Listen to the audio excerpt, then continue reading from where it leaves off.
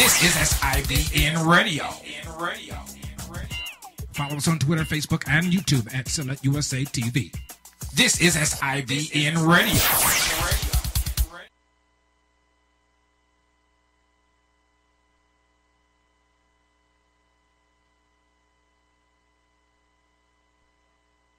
I want to ask you a question. Who's coaching you? Who's asking you the tough questions? Who's telling you, man, you're the common denominator to all of your issues and challenges? Who's telling you, man, all day long you become the magnetic pulse that attracts to you both good and bad? I want to be your life coach. I want to be the one that cheers you on to the finish line.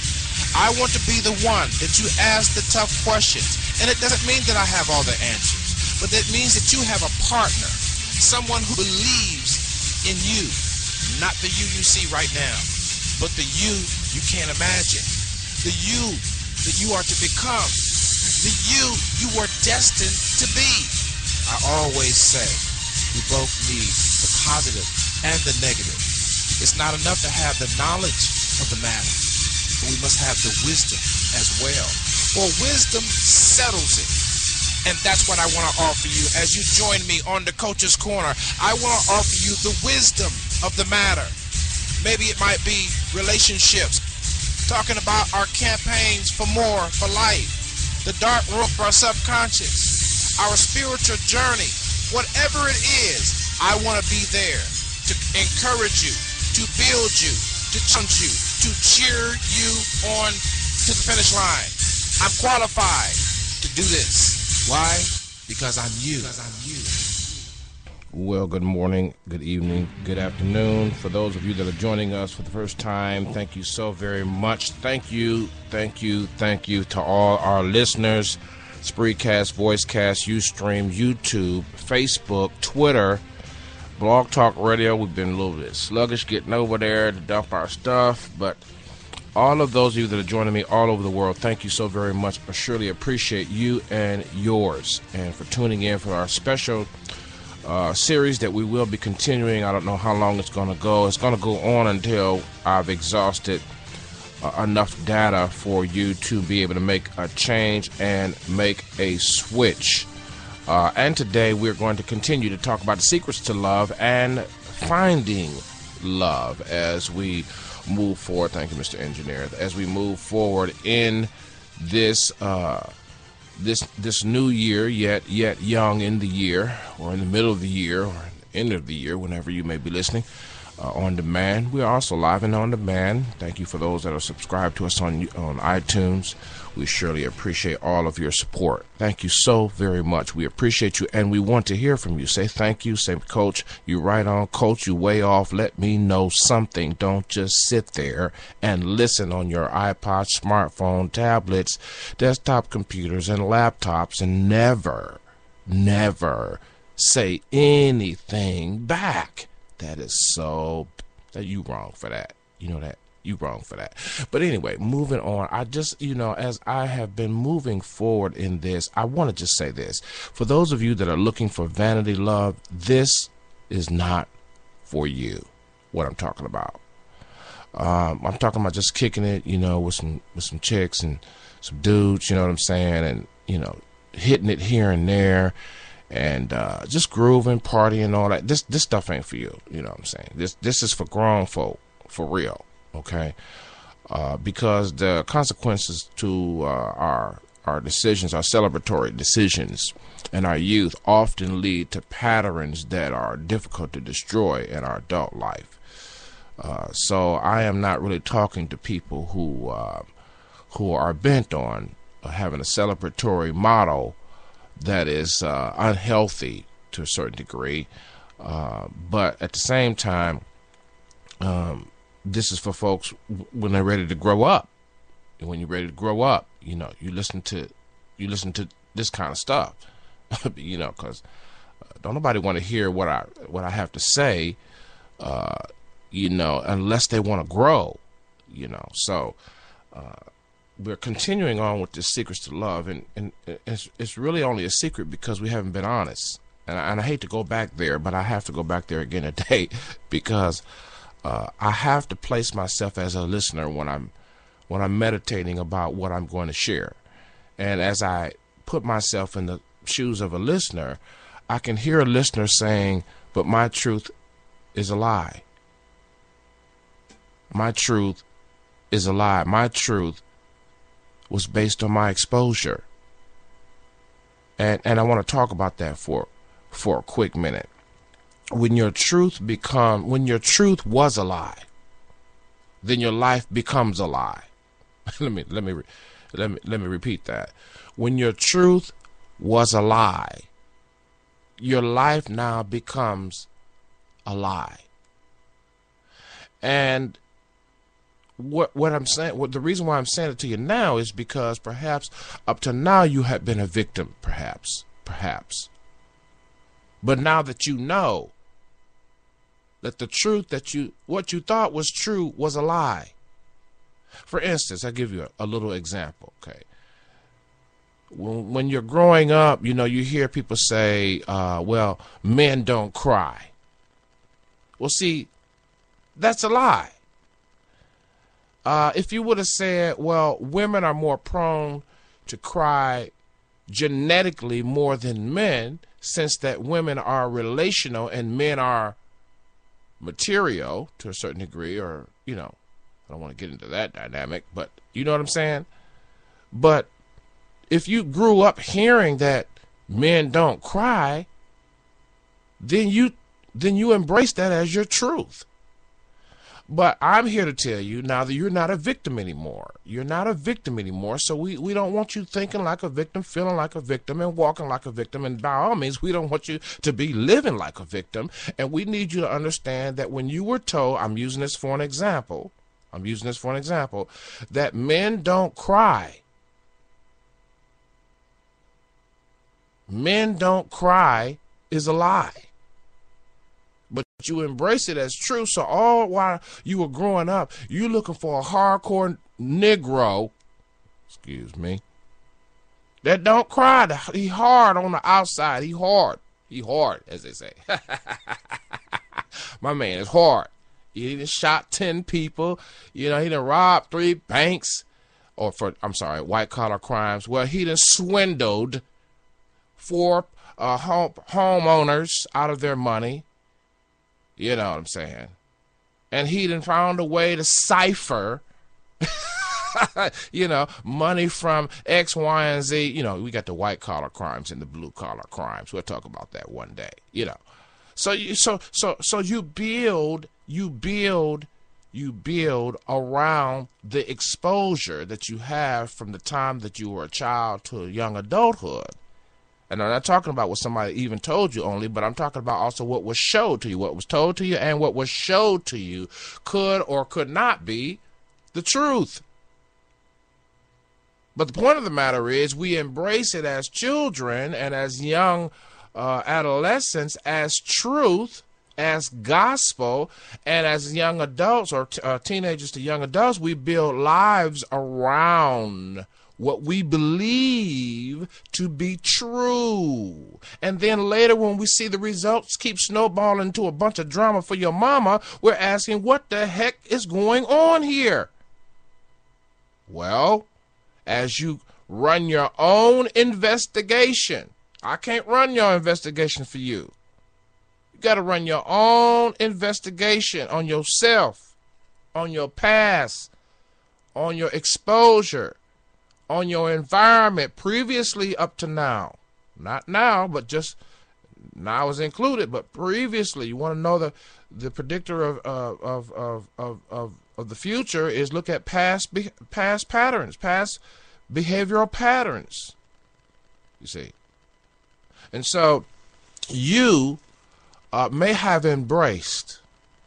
It's just like, I'm using examples today, just like when you go out, into the public from your residence, from your business, and from your saloons, if you go, those of you that do hair and all that, and from your your parents' house, you don't know who washed their hands I had to pause right there. You don't know who washed you as you interact with, buggies in the grocery store and products that are on the shelf and money that is given to you at the register for change back for services that you just purchased, to people handling your credit card. You don't know who washed their hands? And so if you're not in the habit of constantly washing your hands, then by all means, you're going to pick up more germs than necessary, because as we go throughout the day, we touch our face, we touch our face, we touch. I'm talking about, our face, our mouth, our ears, or something in your eye, you rubbing your eye. And you interacted with all these folks. You don't know who washed their hands. You don't know if it's true or not that their hands are clean. But you interacted with them. You want your change, but you don't know how dirty. If anything is more dirty, they say, if anything is more dirty, is money. Because everybody and their mama touching it. Had to get me a little something right here too. You see what I'm saying? So I'm not going to leave you with a principle without first giving you some foundation. So we all cracked up and messed up in some kind of way. We all have, some kind of issue. But I believe that if we, at least do the basic concrete setting, we might have a chance. We might have a chance. For instance, I'm going to give you another example about your truth was a lie.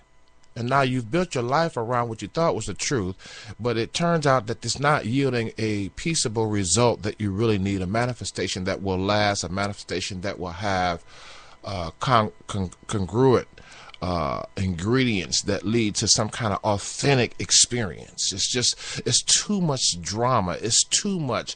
Well, what happens is this. I was going to use another example. This one just kind of came to me. It'll come back to me. You, as you grow up, that's what I was going to say. For instance, if you didn't have a father, now we're not talking about words, because kids pick up what they see more than what we say. Let me say that again. Kids, you pick up what they see more than what we say. I'll say that one more time. We pick up more when we're impressionable and young and moldable and meek and innocent. We're like sponges. We pick up what we see and hear. Why? Because a child is, let me tell you something else. A child is growing and developing in the sensual or the sense realm. Sense realm means all the senses, okay? Don't go off on me, okay? Don't go there. But everything's developing sensually, and sense-based development is taking place. Ear tasting changes, hearing changes, eyesight, vision changes. Of course, by all means, your brain is growing and your body is growing. The child is I always say the child is in a storm. The child is in the greatest storm of all time that people rarely talk about it like that, but they're growing. And so their environment, whatever it is, whatever your environment was, if you wanted to start telling yourself the truth, you get a blank sheet of paper and write down what was your environment. Just draw it. Don't write it in words. Draw it on a blank sheet of paper. Maybe you may need 3 blank sheet of papers. Maybe you may need 4. Maybe you need to take 1 blank sheet of paper and fold it in half, fold it in 4s, fold it in 8s, and put each in block what comes to you from the past. Because you were so impressionable. You were so sense-based. You were sensitive. You were young. You were innocent. You were a sponge. I was a sponge. I was young. I was innocent. You might have been a victim. We got to get and move from being victims to being victors. And I'm not saying that if you attracted somebody or attracted to someone and you started the love journey and with some victimization issues or whatever, hey, that's cool, because, you're not going to be perfect when you find love. See, that's the other problem. We'll talk about that later. But if you're waiting to be perfect, but you need to be compatible. You're not going to be perfect when you find love, but you need to be compatible. It's just like when you find a job, you may find a job, right, that you can apply for, but are you competing for the job? There's a difference. There's a difference when you apply for a job, right, and you may be able to qualify based on your application, but are you competitive? And so it's one thing to say that you want to find love. Nobody's saying you got to be perfect here. But what you've got to be willing to do in the journey of love is you've got to remain compatible. Compatible in a dialogue, for instance. Compatible in the journey of raising children that don't repeat the past. I felt that right there. Children that don't repeat the past, because we tend, without intention, we tend to pass on our hurts, our pains, our exposure, and our experience to others subconsciously.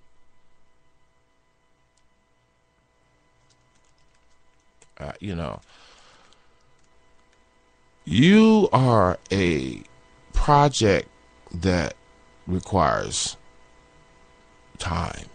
You got to look at some things. And like I said, don't now, for those of you that are already in the journey of love, don't even start that pouting and all that self-pity. And because it can get depressing if you ain't careful. It can get depressing when you look back, because that's why people don't look back. That's why people go on and give me some weed, bro, because I'm finna, or give me some more, for those of you that are more sophisticated, give me some more church. Give me some more church. Give me some more church. Give me some more church. You ain't got a life. You in church every 5 minutes. You ain't got a life because you saying Jesus every 5 minutes, because that's a cover, because even you don't want to face the pain. I don't want to face the past. I don't want to look back. I don't want to look back there because it's dang on painful to look back. For some of y'all, for many of you, for me, it was very painful. Years I've looked back, years just trying to figure out what the heck is going on. You got to do your own investigation. If you don't, you're crazy. You plow ahead without. I know it's painful. I know it brings back memories. I know it brings back pains. I know. But I'm going to tell you one thing. The journey of love is not absent of having done your own personal investigation about your past, let alone hooking up with somebody and they're bringing their past. Let's talk about that for a quick minute. Then I want to get back to something. I want to get back to... Yeah, I covered that already. I want to get back to something, but let's talk about that already. You see, the joining of the two,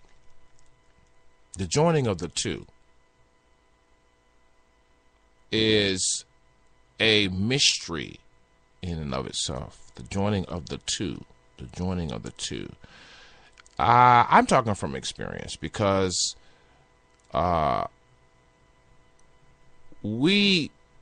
my parents been married 50-something years, and you don't get that far without asking some questions. You just don't get that far. You don't get that far without going through some changes. I mean, the good, bad, the ugly, all of it. You just don't. Relationships are work. That's why we have, that's why we have vanity relationships out here on the streets now. That's why you can't find, and see, if you ain't careful, you get caught up in that vanity lifestyle where you touch, feel, have, taste, anything you want, free standing, free loving, free access. What the hell is that? What kind of, like we throw back into the 60s or something. All we need now is some weed, some wine, some whiskey. And before you know it, we're back in the same cycles. And if you trace things back, Those cycles are similar to what you saw, what you heard, what you felt. And that is what made up your belief system today. The two becoming one is a mystery. But I can guarantee you that you do not get to choose whether or not you become one with that which now you disdain at a later date.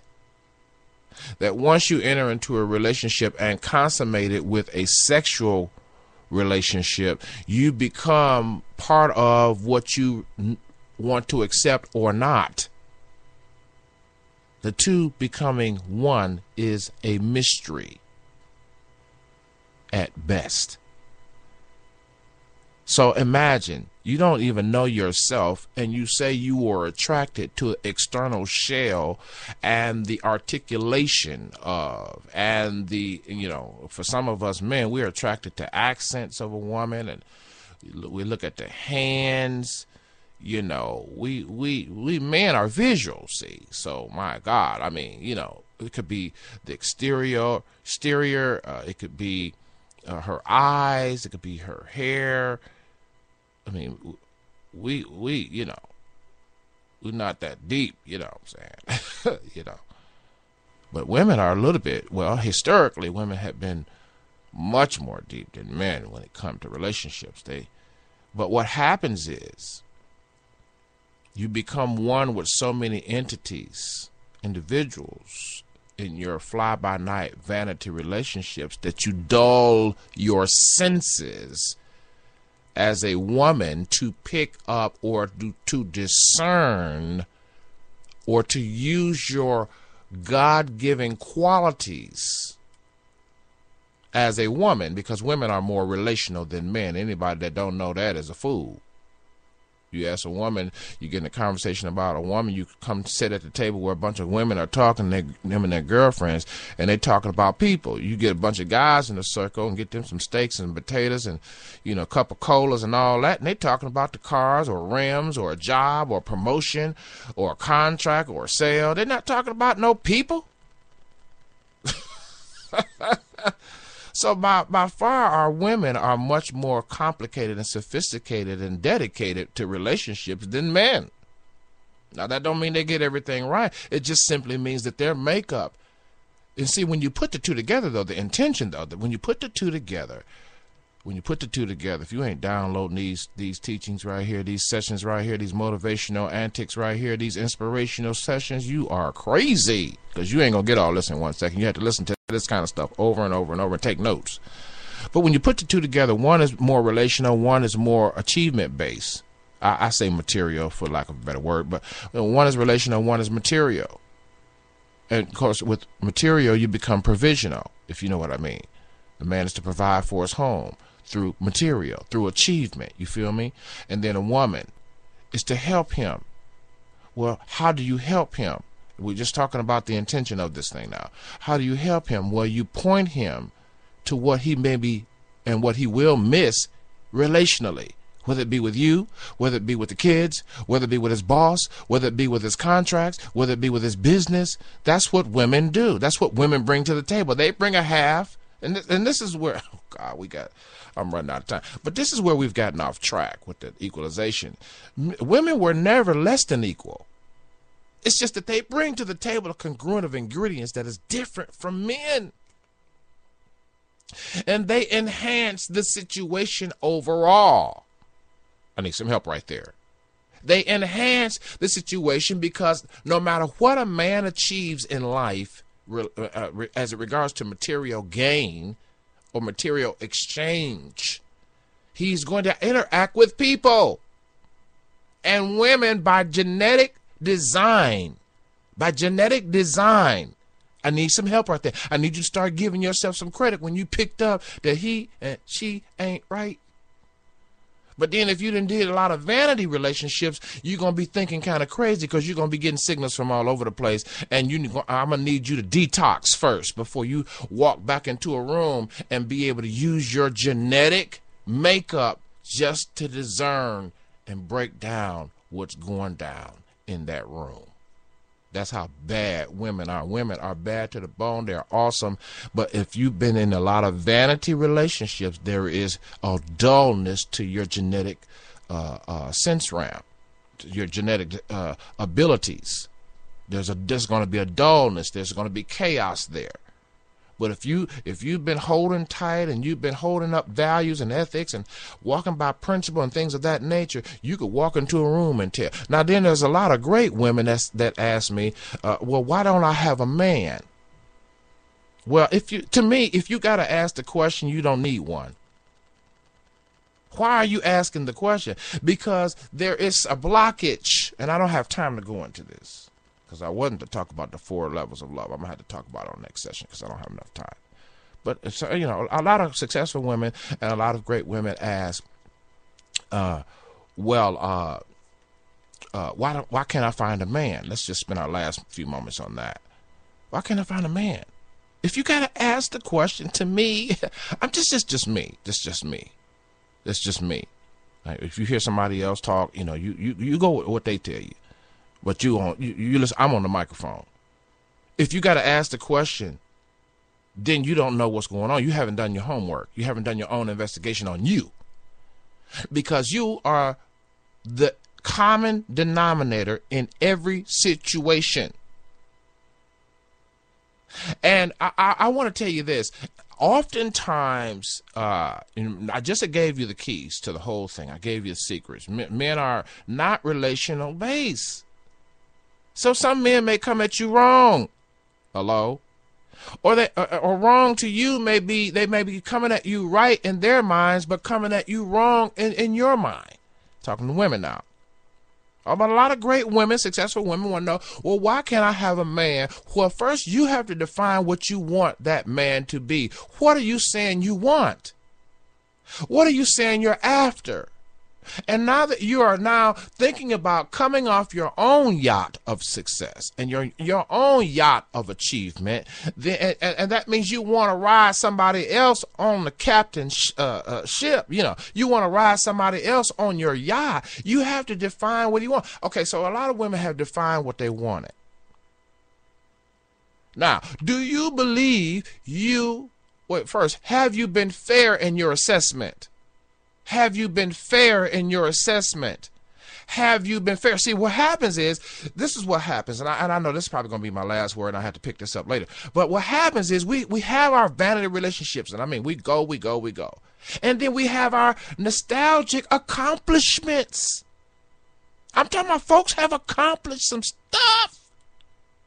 I'm talking about degrees, accolades, certifications, all of these things, registrations, civic associations, political, all of that. Nice car, beautiful home, great credit, all of that. They done had their time in the wind too. And now what you're saying when you say you want everything to be perfect, now it's somewhat judgmental, because there's this, anytime you have money, wealth, anytime you have status, accomplishments, there's a sense of entitlement. Now I want me a man. Well, hold up, sister. Hold up. You wasn't always together. And you see where I went with that? In other words, are you practicing truth in a whole manner? You want someone to match what you are now, as if you were never anything less than what you are now. But you must agree that when you meet people, you must be meek and humble enough to know that they may not have it together as you see it, and they may not know how to take you as you portray yourself now. But you were not always where you are right now. You wasn't always where you are right now. They flagging me. I got to get ready to get out of here. You know what I'm saying? I mean, you weren't always where you are right now. So you walk with this little arrogance that you have a sense of entitlement. See, you have to be truthful. I'm just saying.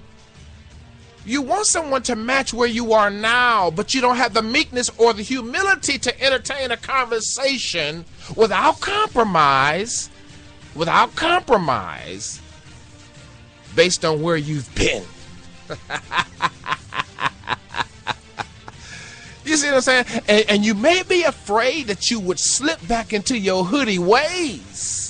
And so you get real cocky with it because you are really afraid to face your past in a man that seems to be less than what you are right now. And you got to do some truth investigation as to where that came from. I gotta go. I swear I gotta get out of here. I'm overtime. You know what I'm saying? Whatever you do. Thank you so much for tuning in. We're gonna continue to talk about the secrets to love and finding love. And remember, love is not something really that we find. Love is not something that we go to the store and purchase. But it is the becoming that we must do, and not the doing, and not just activity-based love events. Love activities. See you next time. You're listening to the sounds of your lifestyle improvement station.